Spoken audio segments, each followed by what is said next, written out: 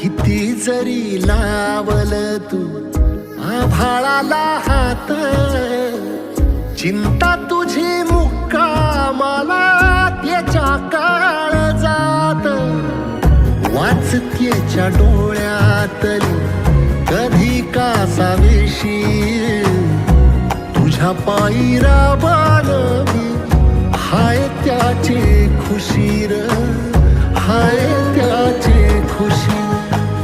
घडीभर तू थांब जरा, ऐक त्याची धापर, लई अवघड हाय गड्या उमगाया बापर, उमगाया